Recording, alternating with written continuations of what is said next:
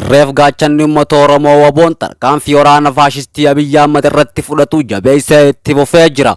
Haaluma kanaan gootichi waraana bilisummaa Oromoo zoonii giddu galeessaa lixa Shaggar keessa socho'u onoota lama keessatti tarkaanfii ilaaleessaa fudhatee jira. Guyyaa har'aa ona Amboo ganda Gorfofaa bakka addaa bantii fi ona Ilfaataa ganda Qooftuu keessatti lola jajjabaa gaggeessee loltoota PP hedduu du'aa fi madoon adabee jira. Humni waraana Bilxiginnaa ana Ilfaataa irraa ka'anii dhufan 700 yoo ta'u lola ona Ilfaataa ganda Qooftuu keessatti taasifameen waraanni bilisummaa Oromoo waboon loltoota PP irraa 400 ajjeesuudhaan 79 madeessee jira. Oduma wal fakkaatuun waraanni bilisummaa Oromoo waboon zoonii kibbaas tarkaanfii weerartoota PP irratti fudhatan itti fufuudhaan waboon Koonyaa Gujii Ba'aa keessa socho'u Cibraan Odaa Odolaa aanaa Wadaraa ganda Andooyaa Kinnoo keessatti waraana gabroonfataa PP kan maqaa sakattaatiin bobba'an irratti tarkaanfii cimaa fudhatee loltoota PPdhaa 35 battalatti yoo ajjeesu 24 madeessuudhaan injifannoo boonsaa galmeessee jira.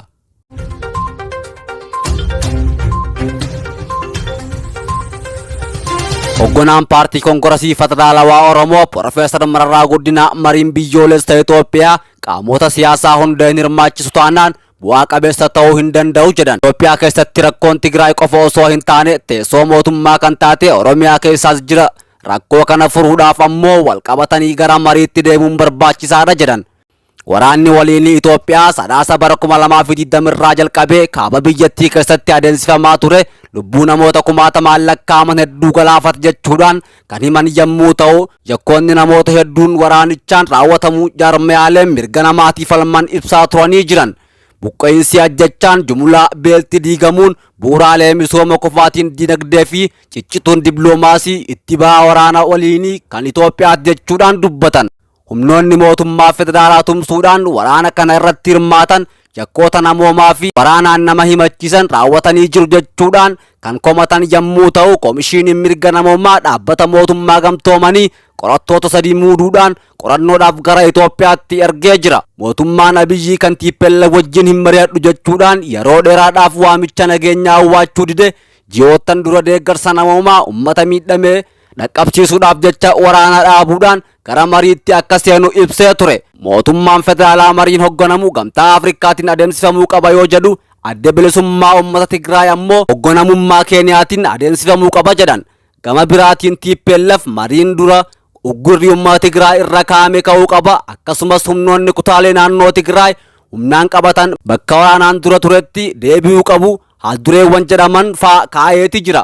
Mootummaan Itoophiyaa ammoo karaa gorsa dhimma nageenya biyyoolessaa muummicha ministeeraa Ambaasaadar Ridwaan Husseeniin mariin godhamu haalduree tokko malee adeemsifama jechuudhaan ibsee ture. Adda bilisummaa uummata Tigraay fi Bilxiginnaa qoftii wajjin mari'achuun Itoophiyaaf furmaata ta'uu hin danda'u. Qaamoleen siyaasaa Itoophiyaa keessa jiran hundinuu marii biyyoolessa Itoophiyaa irratti hirmaachuun waan afaan qawweetiin argachuu barbaadan mariin argachuu qabu jechuudhaan gaafatamus mootummaan federaalaa waamicha kana awwaachaa hin jiru. Oromiyaa keessatti deeggarsa uummata bal'aa kan qabu waraanni bilisummaa Oromoodhaa marii biyyoolessa jedhamu irratti hirmaachuuf qophii ta'uu ibsu mootummaan Abiyyi Ahmadiin durfamu waboo balleessuuf lola Oromiyaa irratti labsee jira. Gameessi siyaasaa fi hoogganaan paartii Koongireesii Federaalawaa Oromoo Profeesar Mararaa Guddinaa turtii BBC Afaan Oromoo wajjin taasisaniin mariin biyyoolessa Itoophiyaa qaamota siyaasaa hunda hin hirmaachisu taanaan bu'aa qabeessa ta'uu hin danda'u. Itoophiyaaf nagaa hin kennu jechuudhaan TPLF fi mootummaa lola dhaabanii mariitti deemuun gaariidha. Garuu Itoophiyaa keessaa rakkoon kan jiru naannoo Tigraay qofaa miti. Oromiyaa keessatti rakkoo bal'aatu jira. Rakkoo biyya sanii hiikuuf qaamonni hunduu wal qabatanii gara mariitti deemuu qabu jechuudhaan ibsanii jiru. Mootummaa waraana bilisummaa Oromoo marii biyyoolessaa keessatti kan hirmaachisuu diduuf maaliif jedhamanii kan gaafataman Profeesar Mararaan mootummaa waboon mariin nagaa keessaa yoo seene olaantummaan irratti argata jedhee waan sodaateef hirmaachisuu didaa jira jechuudhaan dubbatan. Namoonni bosona seenan qabsoo adeemsisaa jiraachuun wajjin wal qabatee yaada kan kennan hayyuun siyaasaa Profeesar Mararaa Guddinaa namni kan bosona seenuuf qabsoon karaa nagaa waan itti cufameef jedhan. Marii adeemsifamu keessatti warri bosona jiranis akka hirmaatan gaafataa jirra. Isaan achitti dhiifne marii adeemsifna ejjennoo jedhu akka hin qabne ibsanii jiru. Mariin biyyoolessa Itoophiyaa qaama walabaan adeemsifamuu fi qaamoleen siyaasa biyyattii keessa jiru hundinuu irratti hirmaachuu qabu, qaama marii adeemsisu ammoo qaamolee jiran hundi lakkaawwachuu qabu jechuudhaan ibsanii jiru.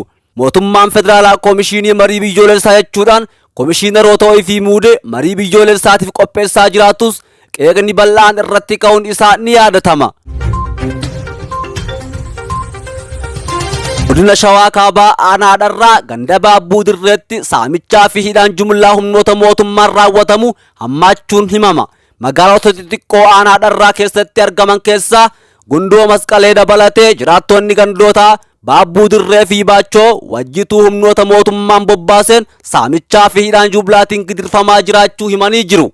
Godina Shawaa Kaabaa Salaalee aanaa Dharraa daangaa lafa Amaaraa fi Oromiyaa ta'uu isheetiin sababa teessumaatiin aleellaa finxaaleeyyii Amaaraaf yeroo adda addaatti saaxilamaa turtee jirti. Humnoota shororkeessitoota fannoo fi milishaa Amaaraatiin saamichi darbee hawaasa aanaa Dharraa irratti raawwatamaa ture bifa jijjiirrachuudhaan qaamolee mootummaan qabata nagayaatiin garasitti bobbaasee hawaasa irratti yakki raawwatamaa akka jiru maddeen himaniiti jiru. Waggaa tokkos humnoonni mootummaan maqaa nageenyaatiin aanaa Dharraa keessatti bobbaase xiyyeeffannoon isaanii uummata Oromoo qofa irratti taasifachuudhaan gandoota Oromoon baay'inaan jiraatutti saamichaa fi dararaa hammeessanii jiru. Qabata miseensa waraana bilisummaa Oromooti jechuudhaanis reebichaa fi hidhaa namoota nagaa irratti raawwachuun cinatti saamicha Oromoo qofa irratti xiyyeeffate qonnaan bultoota irratti gaggeeffamaa jira. Sababa Oromummaa isaanii qofaan namootni nagaa yakkamanii jumlaadhaan hidhamaa jiran mana murtiitti osoo hin dhiyaatin ji'ootaaf erga tursiifamanii booda birrii 8,000 fi hanga 25,000 itti gaafatamuudhaan warri kaffaluu danda'an kaffalanii gadhiifamaa jiru jedhan. Saamichi kallattii adda addaatiin nurratti raawwatamaa jira kan jedhan jiraattonni aanichaa qaamoleen mootummaa isa hidhamerraa maallaqa fudhatanii hiikuu kan hidhaa baqatee dheesse ammoo qe'ee isaa saamuun loon osoo hin hafiniif qabeenya mana keessa jiru hunda guurratanii deeman jechuudhaan himan. Taateen guyyaa kaleessaa ganda Baabbuu Dirree fi Baachoo Waajitiitti raawwatames akka kana ta'uu himan. Loon qonnaan bultootaa erga saamanii booda kottaa fudhaa jechuudhaan karaa milishaatiin dhaamsa dhaamuudhaan qonnaan bultoonni garas dhaqan hidhaa jiran jechuudhaan dubbatan. Hidhaa jumlaa fi saamicha akkasumas ajjechaa humnoota mootummaatiin hawaasa nagaa irratti raawwatamu dheessuudhaaf lafti qonnaa osoo hin qotamin akka hafe kan himan jiraattonni hawaasni Oromoo aanaa Dharraa keessa jiru maqaa waboo deeggartan jedhuun rakkoo ulfaataa keessatti kufnee jirra jechuudhaan komatan. Mootummaan bakkeewwan waraanni bilisummaa Oromoo socho'u hundatti maqaa opereeshinii farra riphee lolaa jedhuun humnoota Amaaraa fi humna addaa Oromiyaa gocha gara jabinaa raawwachuun beekaman bobbaasee jiraachuunsaa itti fufee jira. Oduma wal fakkaatuun godina Wallaggaa Lixaa aanaa Qondaalaa fi naannawa sanitti waraanni mootummaa namoota nagaa ajjeesaa jiran. Aanaa Beegii Qondaalaa fi Koobar bakka jedhamutti torbaan kana keessa namoonni nagaa hedduun ajjeefamuu kan himan maddeen keenya ajjechaa jumlaatu namoota nagaa irratti raawwatamaa jira jechuudhaan dubbatan. Godina Wallaggaa Lixaa aanaa Qondaalaa Koobarii fi Beegiitti qabata sakattaa waraana bilisummaa Oromoo jedhuun humnoonni mootummaa bakka oboon jiru himuu diddan jechuudhaan namoota nagaa ajjeesaa jiraachuu maddeen Qondaala irraa dubbisne himanii jiru.